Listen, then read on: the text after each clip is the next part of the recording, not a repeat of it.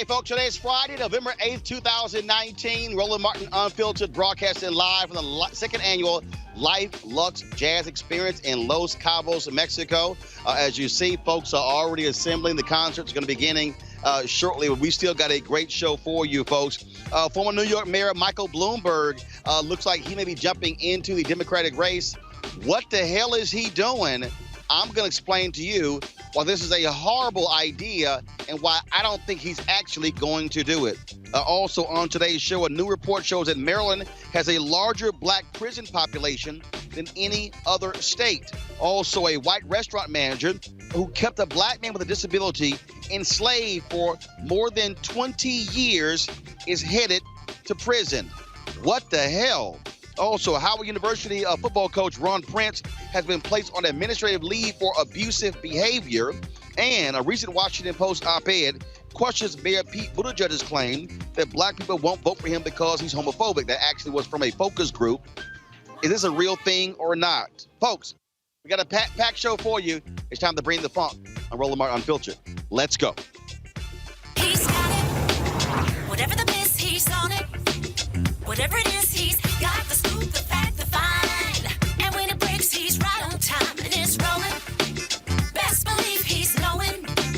Putting it down from sports to news to politics. With entertainment just for kicks, he's rolling. It's on go, y'all. It's Roland Martin, Rolling with Roland now. He's funky, he's fresh, he's real, the best, you know he's Roland Martin now.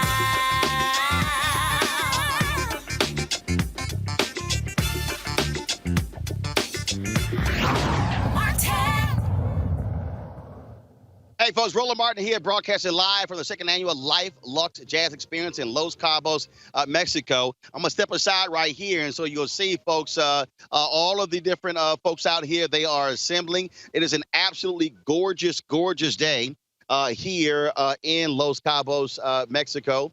And a number of 14 different acts are going to be performing. Gerald Albright, Kirk Whalum, Donnie McClurkin, Incognito. Mark Curry, of course, is going to be the host of this whole deal. And so it's going to be a fantastic weekend. All the concerts will be live streamed on GFNTV.com.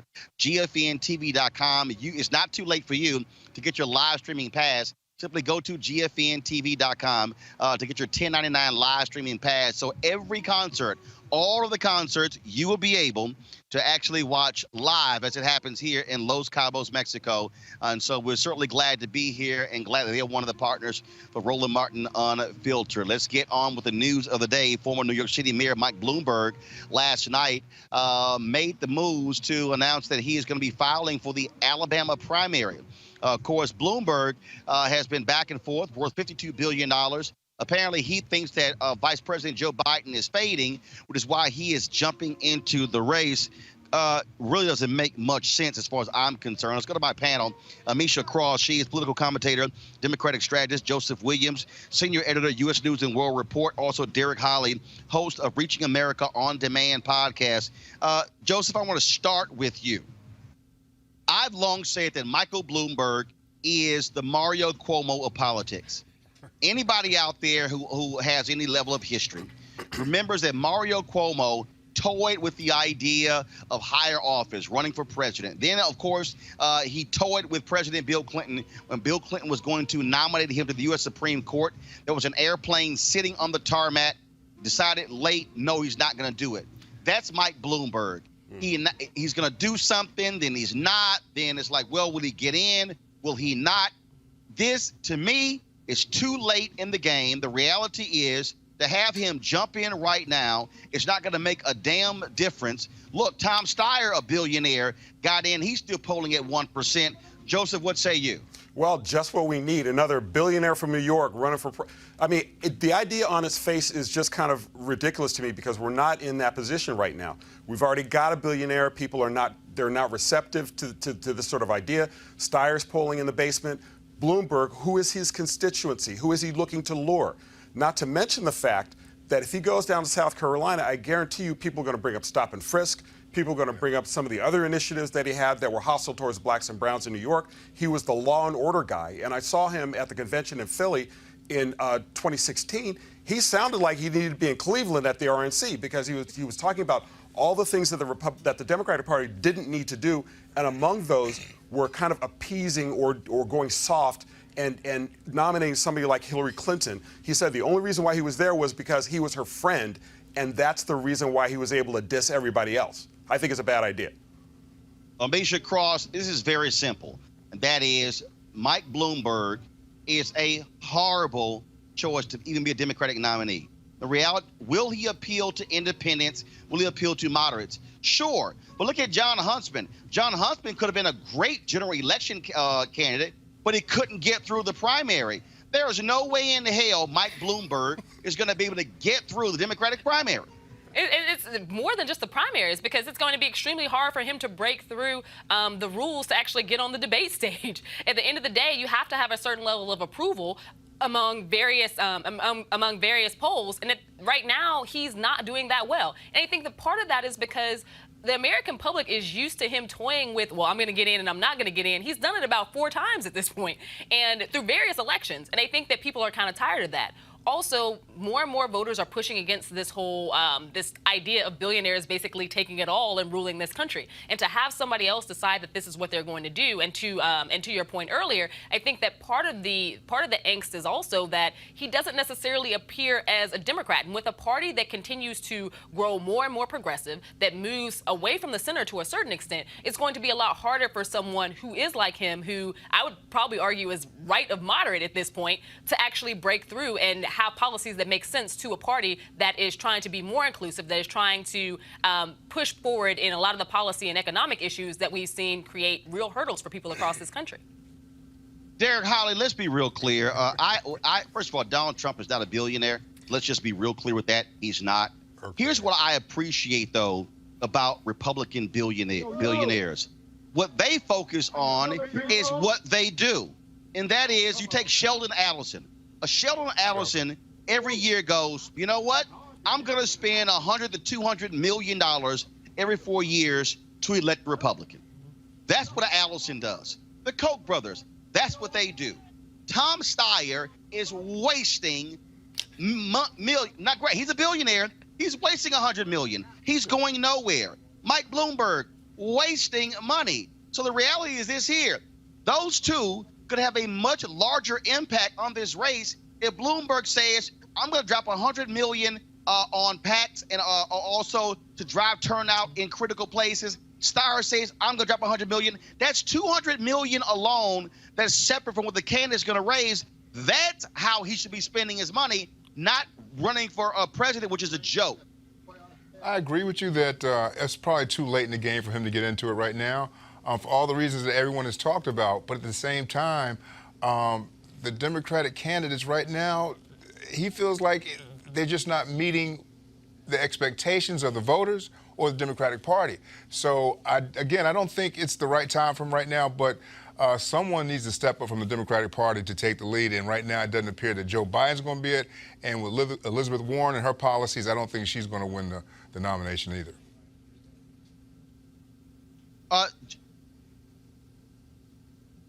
Joseph, I think, first of all, now I heard Derek at the end there. Joseph, that's the real deal here. That is, how do you impact a race? You impact it with those dollars. Again, running is nuts. Look, the field is set, okay? And let's be clear. Seth Stack, a whole bunch of other people, they're going to be going out. They're not going anywhere. What's going to be happening, real healers, is that, look, the top 3 right now, Warren, Sanders, Biden. That's it. Bloomberg, you're not going to be in the top 3. It's not going to happen. He won't. Well, it's not going to happen, but also I think that point is legit, and I think it needs to be made in one of these two guys' ears that, listen, why not take that money and drop it on Get Out the Vote? Why not take that money and use it to lobby for repeal of some of these voter ID laws? If you really think you look in the mirror and see a president, you know, reality check is going to be hard for you. And also, not to mention the fact that a lot of this cash that they're burning, you know, yeah, they find in their sofa cushions or whatever, you know, that's all well and good. But do you really want to make an impact? And do you really think that the field is so bad? I mean, keep in mind, we had a Republican field that was almost as big, and we ended up with Donald Trump. I mean, and there were some very less reactionary people who ran in that primary, and we still ended up with somebody who was to the far right. So if the field is there, and if the field is set, and also keep in mind that the primary is where you test these ideas. And if they go someplace, that's fine. If they don't, that's fine too. But to have a set field and try to disrupt that field because of an ego trip, I don't think that's a very wise use of money, especially when we're... Could he possibly be the alternative or that moderate that the Democratic Party needs right now? Because that's what Joe Biden... that's what Joe Biden was supposed to be. If Bloomberg wanted to be helpful, he would help to funnel some of this funding to people who are running for Congress in some of these heated and contested seats. One of the reasons that we have Robin Kelly in my district in Illinois is because of the funding of Mike Bloomberg. We have to be certain that we are consistently fighting to protect a lot of the legislation that we're working towards, that Congress has worked towards, that has not been made law through the Senate. And it would help to have some of these millionaires be able to fund those types of policies. Well, and Bloomberg is a moderate Republican. I mean, he's not a moderate Democrat. Again, I heard his speech, and it was remarkable that this dude was talking at the DNC. It was very much a law and order hey guys, platform. Hold on one second. Remember, Mike Bloomberg's money made a huge difference in Virginia for those gun control candidates. Again, that's where it makes sense. But this whole idea is that Save a Billionaire comes along. And let's also be real honest. We haven't talked about Derek. I want to go to you first. Okay. The real deal is these billionaires. Oh, lost him. Lost you, baby. Where'd you go, Roland?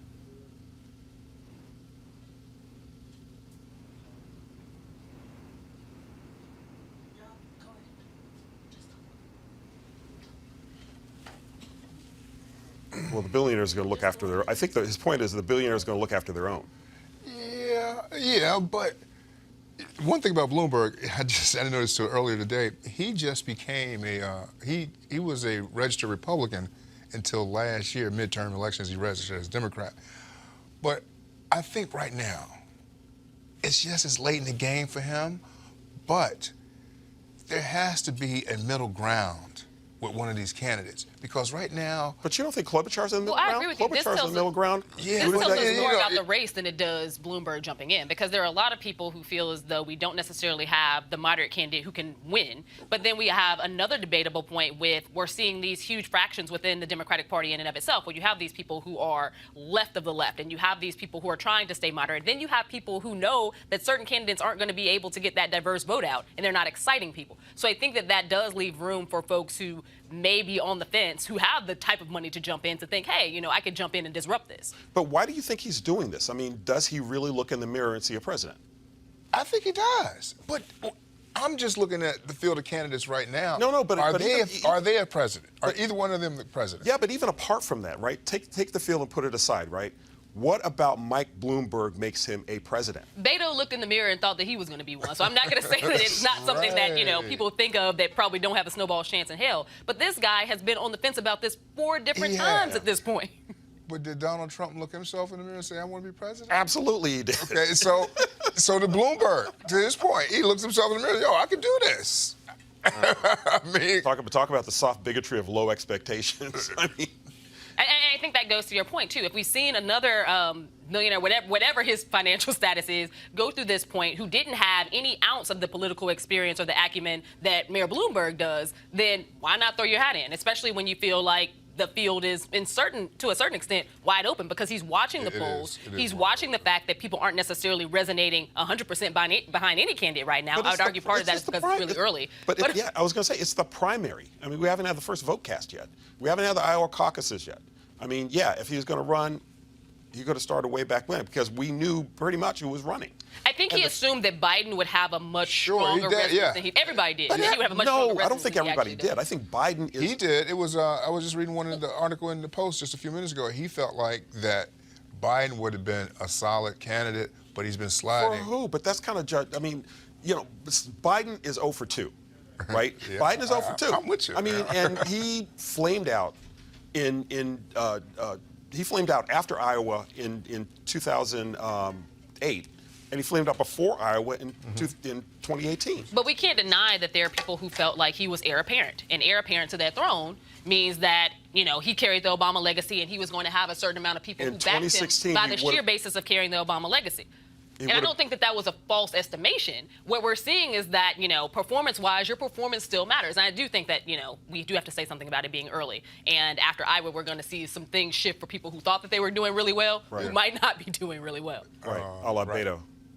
Yeah. Kamala. Yeah. Corey. But do you take anything from the fact that all the candidates of color are polling in the single digits and can't get money? Is that like a thing? Absolutely. I think there's something to be said about that, and I know that we probably have a lot to say about it, but we do also have to take a break. There you go.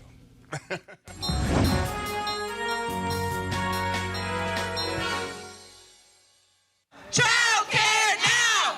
Child care now! Child care now! Child care providers do some of our most important work. They create safe places where children can learn and grow. They give parents peace of mind. They are helping raise the next generation. If anyone deserves a voice on the job, it's them. Because their voice is our children's voice. For too long, you've been undervalued.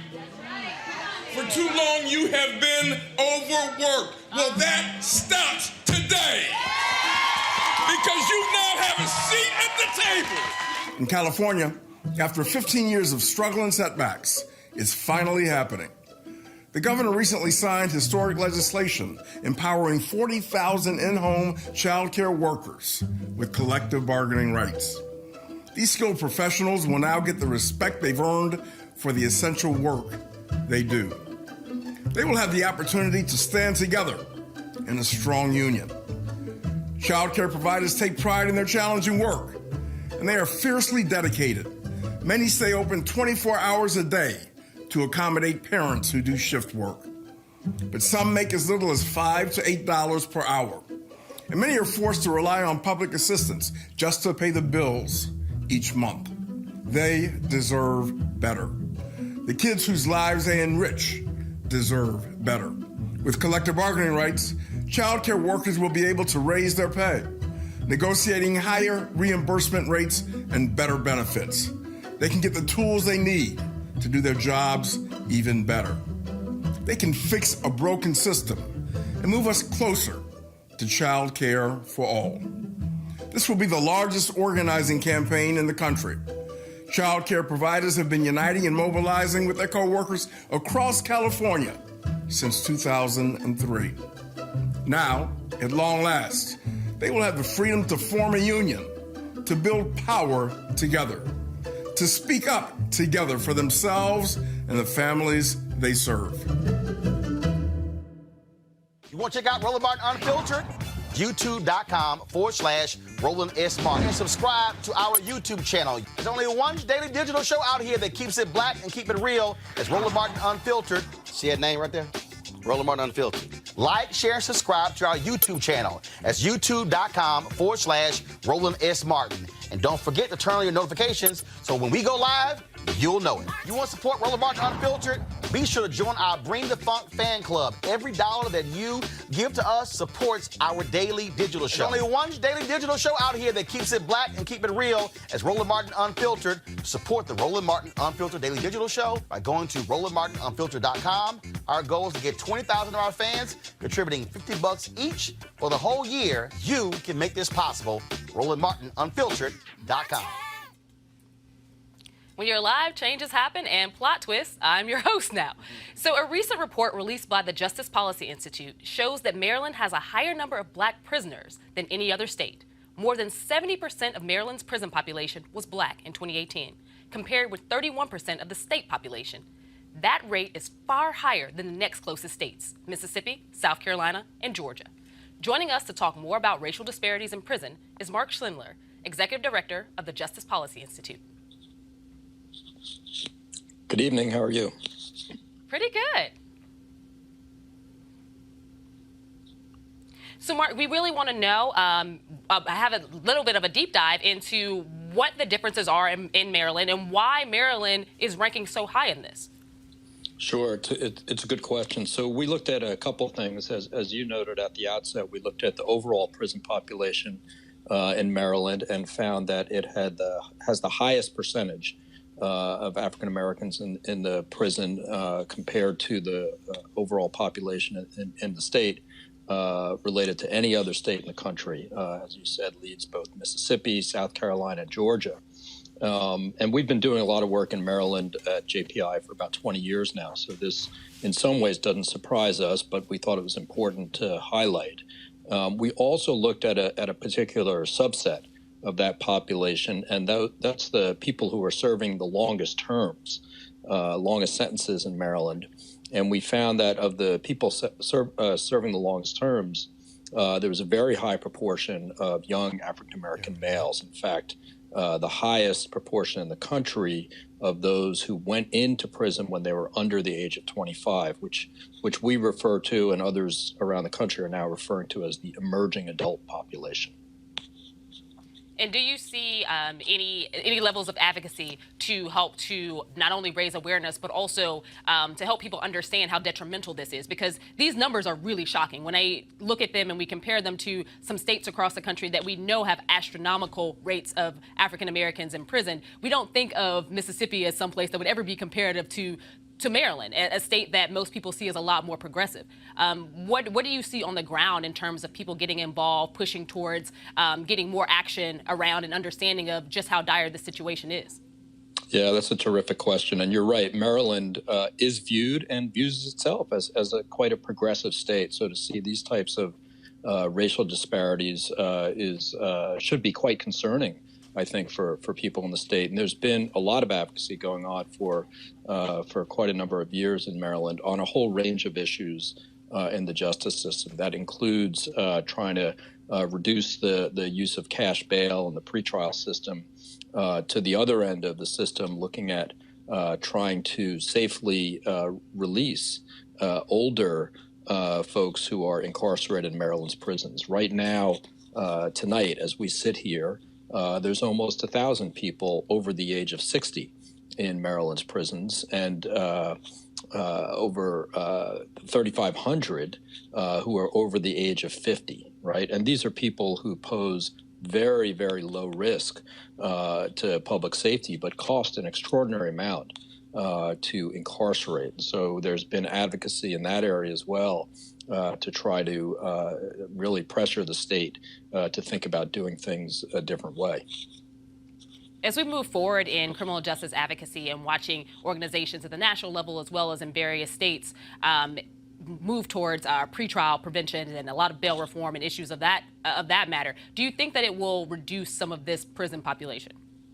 I think it absolutely can if we're serious about it, right? And so there are plenty of examples, and a little known fact in this country is that the population of young people in juvenile facilities across the country has decreased more than 50% over the last 12 years or so. So there's been very drastic reductions in the number of young people who are confined. Still, there needs to be further reductions, but there are lessons learned on the juvenile justice side that we believe can be applied to what's going on in the adult criminal justice system, and we should be able to reduce the number of people who are incarcerated quite substantially. Mark, Derek Holly, I'm a resident of Maryland. I have a 17-year-old son who's in high school. He's a junior in high school. And we just recently had a conversation with him a couple of days ago just about he's starting to drive and what to do and what he shouldn't do when he's pulled over by the police. In the study that you guys just found, was there any particular reason or any type of conviction that stood out more that had our young black males incarcerated in Maryland more so than any place else? That's a really good question, and I feel for you having to have that conversation with your son. Not necessarily in this report, but we've done a lot of research more broadly, both in Maryland and nationally, that looks at those issues of how people of color, particularly African Americans, are treated differently in the system. In this report, what we saw is that young black males under the age of 25 are disparately incarcerated to extremely long terms. And so in some ways, as I just mentioned, Maryland has a very high number of what we refer to as the geriatric population in prison. And when we think about the prison population, geriatric is anybody over the age of 50. So I would be considered geriatric because I'm over the age of 50. But the reason that age is used is because we see that people age quite quickly when they're incarcerated. So Maryland has a very high number of 50, 60, 70. In fact, it was even just reported this week by the Baltimore Sun that there's 5 people in Maryland's prisons who are over the age of 80, clearly posing no public safety threat at all. And what we are advocating for is really to think about how we can best use resources, right? So there's these very high number of older people who don't need to be incarcerated but cost a lot. If we can safely reduce those number of people, take those savings and do a better job with young people in the criminal justice system, not through incarceration, right, but through making more investments in being able to supervise them in the community and provide opportunities and supports in the community, we can have much better outcomes, much safer communities at lower cost. And so there are things that we can do that would prevent these young people from going in for quite long terms. Because what we're seeing is these young people who go in for long terms, in Maryland, they become the geriatric population, right, because they're serving very lengthy sentences. Well, Mark, Joe Williams, I have a question as well. I mean, what sort of crimes are they being incarcerated for, number one? And number two, how did we get here? Yeah, that's a great question.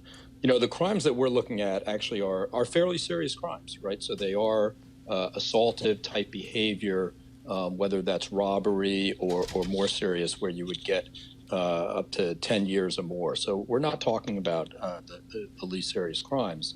That said, and it's very important, we've done work in this area, sort of delving more deeply.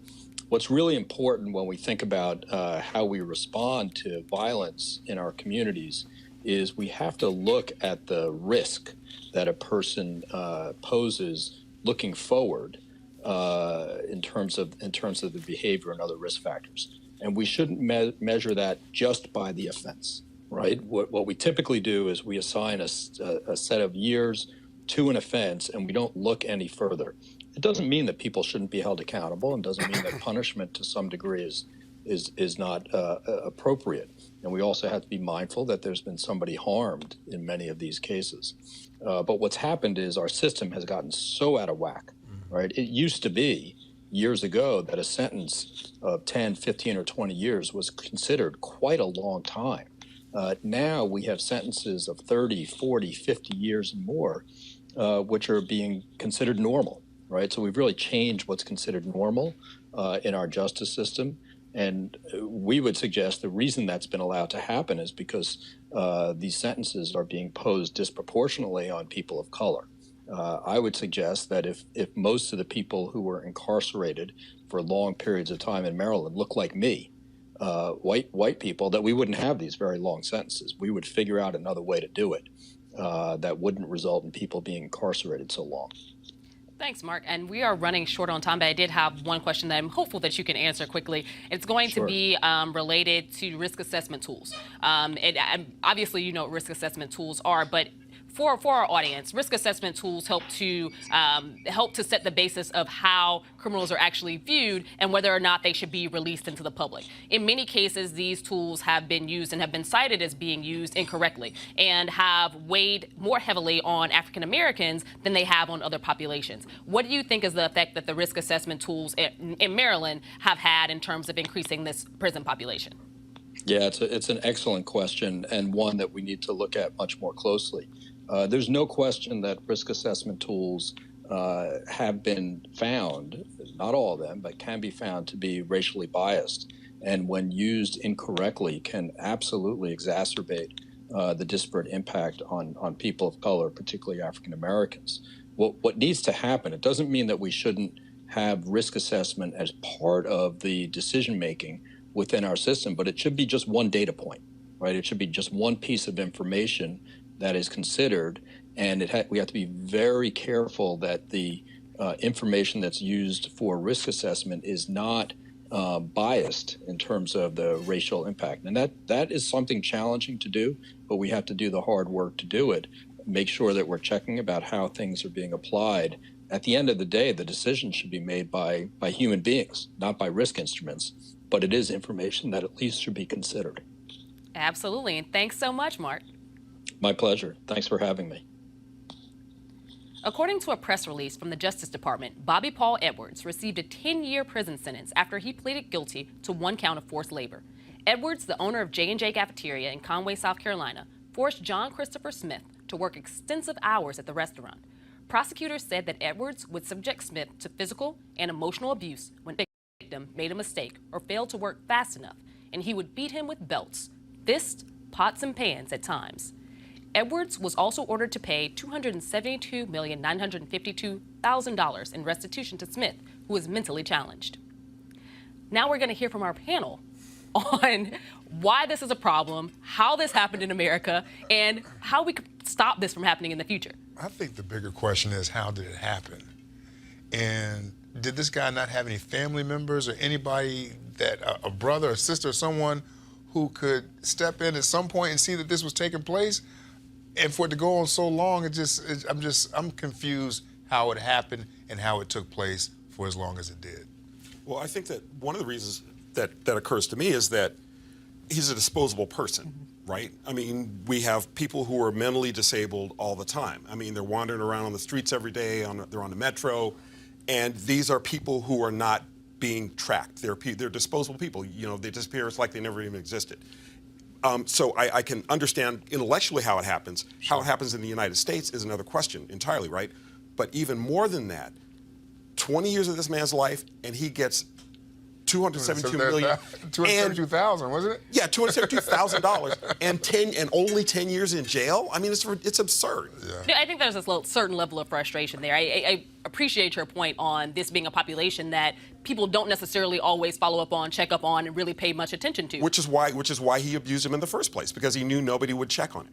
And I think that that's something that we have to remember, especially with those who are disabled, those who have mental health issues and all of these other things. I personally have an older brother who has a developmental disability. Even though he is 36, he has the mental capacity of a 12-year-old. So when you're talking about people who are often employed in restaurants like this, or organizations that literally seek to employ those who many times have these developmental or other disabilities, they do so under the code of they're helping them with their, with their development. They're helping them to actually maintain a job. But sometimes they do not treat them well. And I think that this is a very egregious case. But this happens, maybe not the slavery aspect of what was happening here, but those levels of abuses at various levels happen across the country every day for those of the disabled population. And again, I understand how this population can sometimes be, no one's following up on them, that kind of thing, but it wasn't just him, it wasn't just the worker, but it was also the employer. And so for no one to intervene for 10 years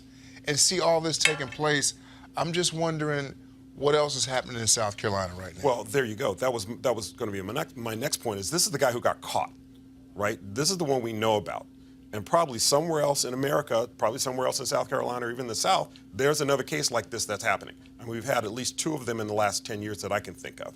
So this is the one we know about, and it's part and parcel because they're not checking up on it. They aren't having social service agencies have been cut to the bone, so they don't do due diligence like they used to.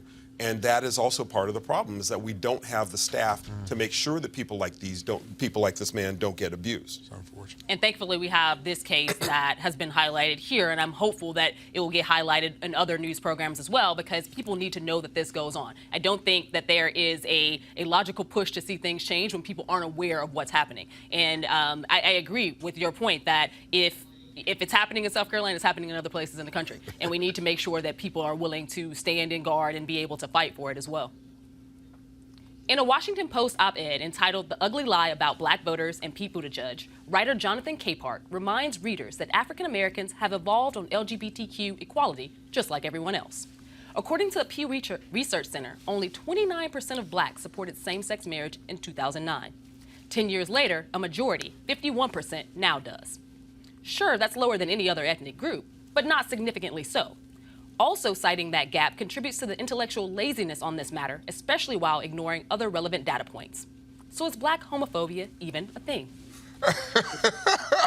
Absolutely, it's a thing. And I'm not, you can look at the Pew Research and all that kind of stuff. I mean, I think in this poll, they only had a small number of black people that they polled for this. And you're talking about the focus group. Right, the focus group. What was it, 14 people? Yeah, it was a very small sample. What kind of results you gonna get for 14 people? I mean, the two of us are gonna disagree on something, right? So to say that, to use a pool of 14 people and to put this kind of research out, I think is just false and misleading. Well, I think that there are a couple things going on. The first is that, yeah, it was a very small sample size, and that sample size does not speak for the entire African-American diaspora, right? This is just a small group of people. Does homophobia exist? In certain instances, yes, it does. Is it as widespread as it used to be? The numbers say it's not. But the second thing that occurs to me is that when it comes to politics, black people will vote for a three-headed alien if that three-headed alien stands for voting rights, affirmative action, and can help them get ahead and put this nonsense behind us of Trump. I mean, black people tend to vote in their interest. They do not know Pete Buttigieg, number one. Number two, what they know about him, they've heard about him kind of perhaps on the periphery. Number three, he really hasn't done a broad introduction of himself to black America. So, yeah, it's understandable that a small focus group would feel this way. But I think the larger point is that he has to introduce himself and demonstrate why people should vote for him. Not just the fact that he's a gay white man, but the fact that he is going to do something to improve their lives. Absolutely. And with that, we actually have Roland back. All right, folks, so we lost our signal here, but I'm back. Okay, let me deal with this issue here. How is Pete Buttigieg polling across the country? Low as hell. Okay, let's just be real clear, okay? Let's be real clear. There are black people who have run for school boards in America who have gotten more votes than Pete Buttigieg did. You're trying to go from being the mayor of South Bend, Indiana, who has never gotten, let me just be clear. And again, I'm not hating on Pete Buttigieg. I'm stating facts. Pete Buttigieg has never gotten more than 8,000 votes in elected office. 8,000. So we're talking about being a small town mayor who wants to be president of the United States, okay? White people don't know Pete Buttigieg. This ain't got jack to do with him being gay. Look, let's look at the polling numbers. Kamala Harris, she ain't gay. What is she polling at? Cory Booker, he ain't gay. What is he polling at? You sure? Julian Castro, he ain't gay. What the hell is he polling at? You sure? And so this is that BS game, and folks want to play because they want to say, oh, black people are more homophobic than white people. White folks go to church too. The bottom line is nobody knows this guy. And so you are not going to get the black vote if we don't know you. On this show, I have said, as Senator Kamala Harris and Senator Cory Booker made a mistake in not doing a full court split to black people in the last 3 years. You can't assume just because you're black and you're running for president, black people are going to vote for you. No. Black folks know Joe Biden more nationally, more than they know Senator Kamala Harris. Facts are facts. And so this is the silliness that we play. And black people need to say to white people, these white media reporters, you're not going to sit here and try to frame us this way. That's BS, Joseph. It's BS. Well, it is, but it's also standard operating procedure, right? I mean, when has this not been the case? That there has been a candidate that has gotten a buzz or has been slightly different, but you go to black people and they either collectively shrug because they don't know who this person is, or they gravitate to somebody who they do, and it's, I remember stories about Barack Obama. Is he black enough for black people? Well, because they didn't know him.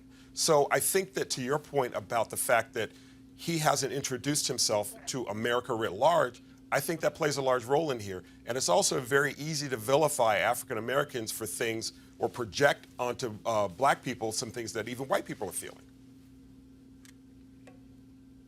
Look, I don't care what they got to say, Alicia. Pete Buttigieg knows he has an issue. And look, I've been talking to the Buttigieg campaign. I've had a conversation with him. He knows the issue here. And here's what happened here. The Buttigieg campaign said, hey, we didn't release this focus group. Somebody did. And so, again, this whole notion that and here's the other piece. Here's the other piece. Let me just go ahead and say this. Black people in South Carolina are not the only black people who are voting. Okay, yes, it's a critical state, but how is he polling among black people in Maryland, in Georgia, in North Carolina? And so what we have to do is to tell people, you're not going to play this game with us, trying to saddle black folks as more homophobic than anybody else. The reality is, guess what? It was a whole bunch of white folks who didn't support same-sex marriage. Let's just be real, okay? As simple as that. So, Amisha, he knows he's got some damn work to do. No, I think that that's absolutely correct. And I love the point that you made about Cory Booker and Kamala Harris, who also are not necessarily polling that strongly in a demographic that is their own. But I think that for Mayor Pete, there's something else here.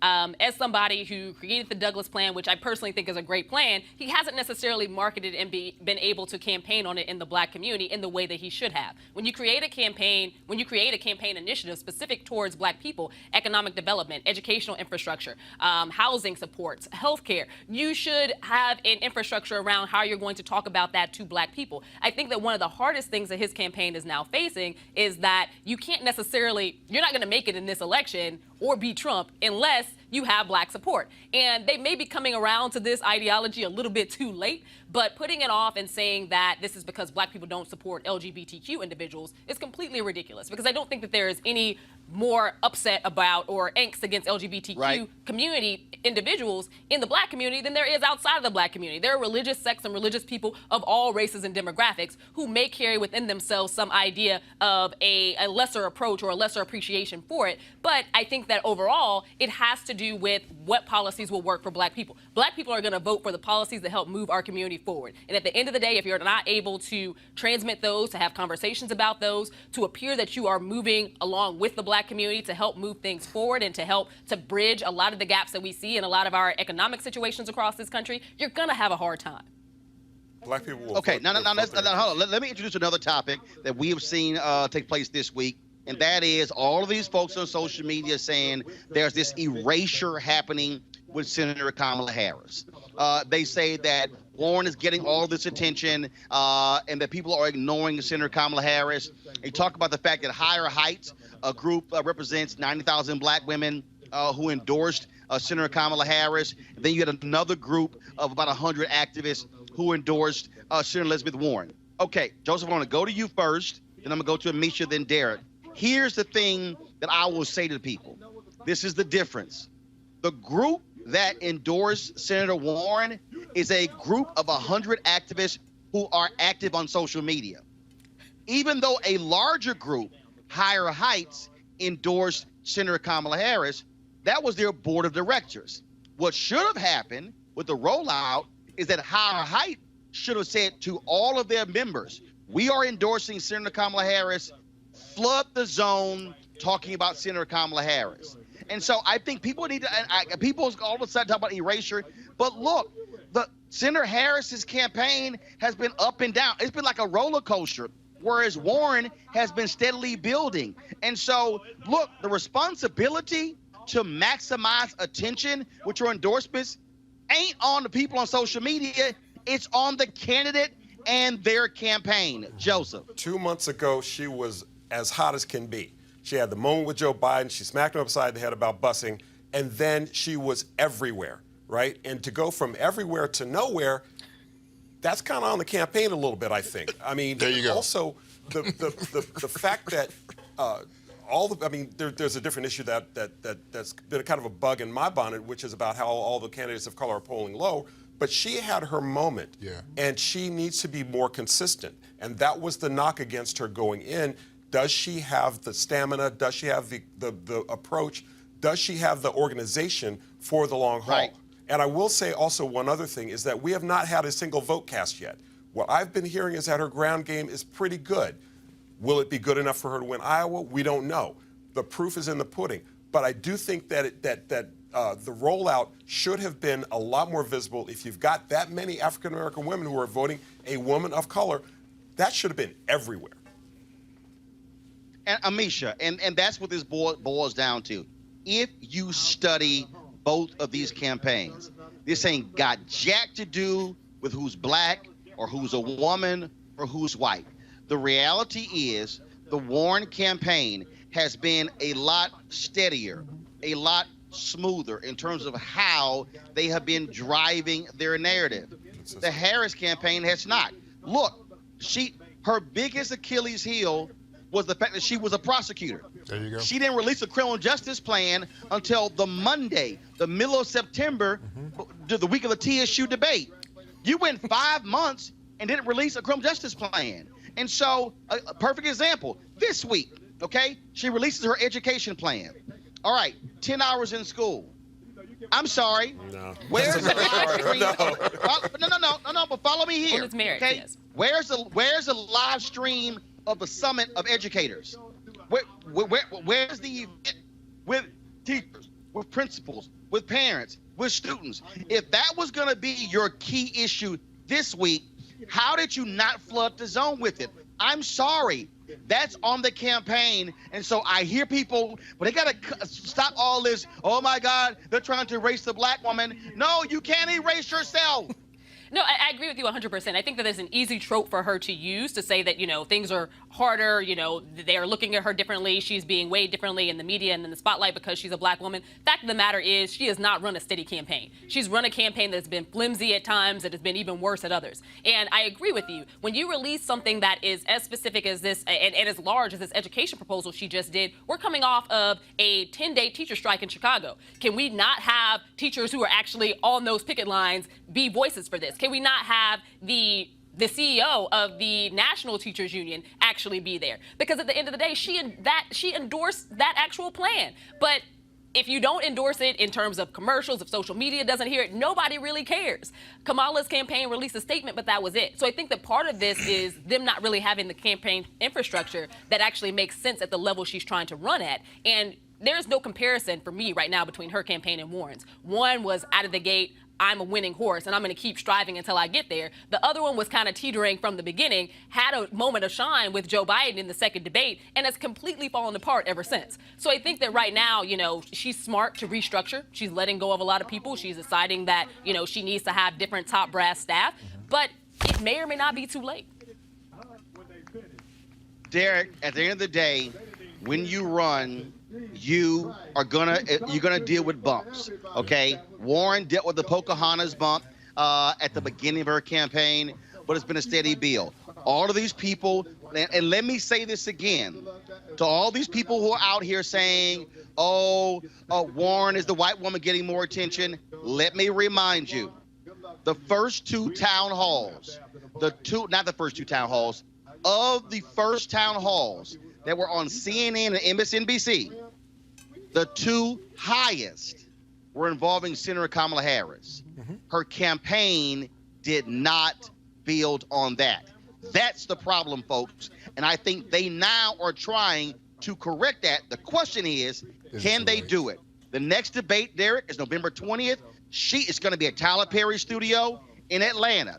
Let me be clear. She's got to come out a hell of a lot stronger than she was in the TSU debate. She's going to have to come out smoking hot in November 20th debate. That's what she needs to do. Yeah, I agree with you. And I think right now she could possibly be campaigning for vice president. And so I look at her, how she's polling right now. She's shutting down different offices. She just shut down New Hampshire, and she shut down a couple of other offices right now. And I just don't think, I look at her as a prosecutor, Roland, and I look at her record in terms of what she did out there in terms of just locking up African Americans when she targeted them, the parents of truant students. And so when I look at her record that way, and it's not just her dropping the ball with her campaign, it's also her record. And I think a lot of people have looked at that over the last few months, which has also caused her to have a lapse in the polls right now. Hey, all I'm saying, everybody out there talking about erasure, no, that's on the campaign. You got to do what you got to do. First of all, folks, let me thank Derek, Joseph, and Amisha for being with us today. Sorry we lost the signal there. Again, we are here at the second annual Luxe Jazz Festival taking place here in Cabo. And so what's happening right now is, let me step aside. What's happening right now is Mark Curry, he's out here somewhere. He's walking around. He's walking around, sitting here, talking to folks. You see him right there. And so we've been here since yesterday. I'm gonna zoom in, Mark, right here, so you see what he's doing. But again, folks, we got a great audience out here. 14 days we're here. 14 days. I know I'm zooming out real fast, but 14 days, 14 acts, 3 days. If you want to watch the live stream, folks, what you should do is go to gfntv.com, and you can actually see the live stream. $10.99 for that live stream pass, and so that's what you should do. And so, folks, it has been great. I'm going to be back in studio next week. We've got the HBCU debate taking place, the HBCU rally taking place on the campus of, outside in Annapolis at the state capitol, trying to fight for funding for those 4 HBCUs. And so we are so glad to be here. We got a lot of things that are going on. We appreciate all of your support. If you want to support Roland Martin Unfiltered, all you got to do is go to RolandMartinUnfiltered.com. And then what you can do is you can join our Bring the Funk fan club. Every single dollar that you give goes to support what we do, as we, of course, cover the issues that matter to you. And so we always end the show. We always end the show by rolling the credits of the people who have supported us. And so you can give via Cash App, you can via PayPal, or register as well. And so look forward to seeing all of you. And so I'm going to go enjoy the concert here with all of our people. We're going to have a good time. And so thank you so very much. Again, gfntv.com. Watch the live stream. So I got to go. Y'all have an absolutely fabulous weekend. This is an early birthday present for me. I turned 51 on November 14th, so we're about to go have some fun here. And so y'all take care. Have a great one. Peace. No. Holla.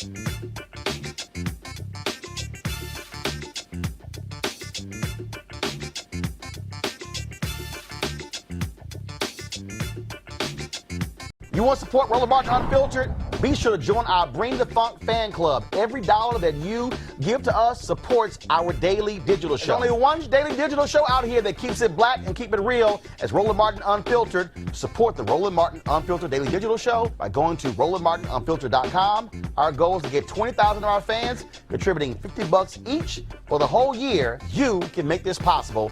RolandMartinUnfiltered.com. This is Diala Riddle, and you're watching Roland Martin Unfiltered. Stay woke.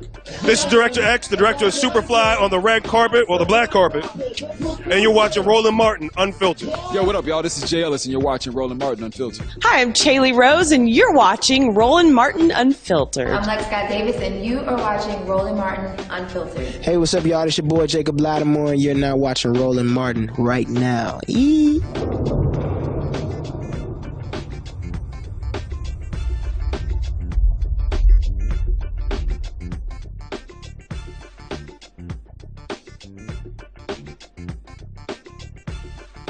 You want to check out Roland Martin Unfiltered?